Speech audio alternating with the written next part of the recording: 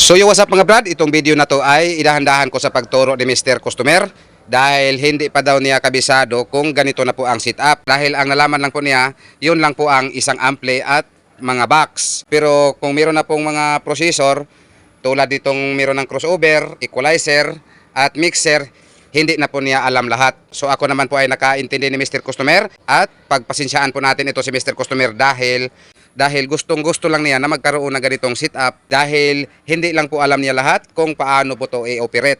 At palala po mga brad, huwag lang po natin maliitin itong customer ko nito dahil galing po tayo sa beginner. So siyempre, magtanong po tayo sa may alam. Kahit kami mga brad, malilito pa po kami kapag mayroon na pong processor, lalo na po kapag mag-3-way setup. So malilito po tayo minsan. So dito po tayo magsimula Mr. Customer. Ito po ang pinaka-importante Mr. Customer, yung kulay red. So kung hindi po kinakailangan na pindutin to, huwag po itong pindutin. So yan, dahil malaki po ang voltahe nito, baka sumabog po ang ibang gadget. So huwag po itong pindutin kung hindi po kinakailangan. Again, ito po Mr. Customer, ito po ay papunta sa equalizer. So ditong portion Mr. Customer, so makikita ninyo wala pong ibang saksakan dito na pareho nito. So ito po ay papunta sa equalizer. So yan po ang equalizer. So punta po to dito. Pero nandun lang po siya dumaan. So ito po Mr. Customer, kung wala po itong nakasaksak dito, ay huwag na po ninyong galawin itong mga slide na to. Yan, papunta dito.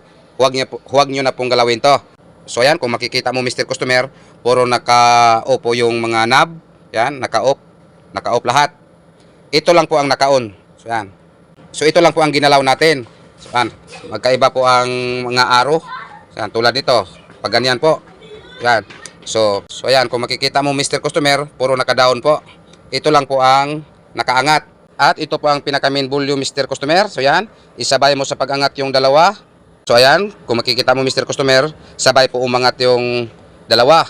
Dahil dito man tayo nakasaksak sa kaniyang unang channel, so ito po ang volume sa unang channel. So iangat po natin ng kunti. So ayan po Mr. Customer, kahit i-pull mo pa to hanggang dito, kung hindi po ito maiangat, wala pong tunog na lumalabas. So yan. So ayan, narinig naman ninyo. Kahit nakaangat pa to Paul, Mr. Customer, kahit nakaangat pa to siya Mr. Customer Paul, galing dito, kapag hindi po to iangat ng konti, wala pong tunog na lumalabas. So ayan po Mr. Customer, pagdating nito dyan sa inyo, so iangat mo lang to hanggang number 5. So ayan, may level 5 po. So yan, ayan, hanggang dyan lang muna. At iangat mo to ng dahan-dahan. At hindi mo na to kailangan pa i-pull sagad dito sa pinakataas. So yan, kahit hanggang dyan lang, malakas na po yon. At ito, kahit naka number 0, malakas na po yon, sobra. So yan, so kayo na lang po ang makinig dyan kung gaano po kalakas ang inyong gusto. So dito sinisit up ko na to. Dito sa bandang processor nakasit naman to. Ang ginamit ko na channel sa sub, ito po ang subwoofer. So yan, dito po maglaro kayo kung gusto mo malakas ang bayo or gusto mo malakas ang bass. So dito po kayo maglaro. Kung makikita mo Mr. Customer Milo, wala po tong nakasaksak sa likod dahil ito po sana ang pang bass. Pero dito ko isaksak sa subwoofer. So ang galawin mo ditong banda, ito lang pong high at ang mid. Ditong banda, hindi po ito gagana dahil dito ko ginakonek lahat. So yan, ang nakakonek dito, yung high, dito po ang dalawang high, dalawang mid, at dalawang sub. So dahil nakaparalil po to sa likod. Pero isisit ko naman to dito. Pero kung sakali magalaw po to, or maikot po yung iba, so i-review mo na lang itong video na to. Itong effect Mr. Customer, ito po ang eco sana, pero epic po ang nakalagay dito. So kayo lang po ang makinig kung ano po ang gusto mo na effect. Itong dalawang kulay na to, huwag nyo lang po to gagalawin. Dahil galawin lang po to kapag meron pong nakasaksak dito. Meron pong nakasulat dito na again, yung kulay red na knob. Mas mabuti po Mr. Customer hanggang ganyan lang po ang arrow. At ito namang knob na pinakauna, ayan po ay sa Twitter or high. At ito namang pangalawang knob, ito po ay sa mid or pangkanta. At ito namang pangatlong knob, ito po ay pang sub or bass.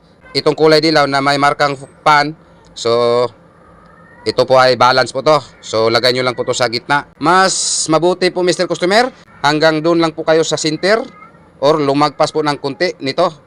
Huwag na po pasobra ng paganyan dahil sobrang lakas na po to. At makikita mo po dito Mr. Customer na kung masobrang lakas na po, so huwag po paabutin sa kulay red. Kahit hanggang dito lang po kayo sa kulay berde.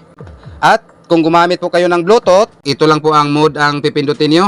So yan, meron pong lumalabas dito na Bluetooth or BT. Pag on nyo dito, i-on nyo po ang cellphone ninyo.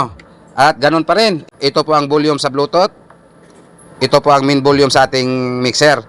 At ganun pa rin Mr. Customer. So yan, kung makikita nyo, magkapareho po ang setup nitong Bluetooth knob at itong unang channel natin na mga knob.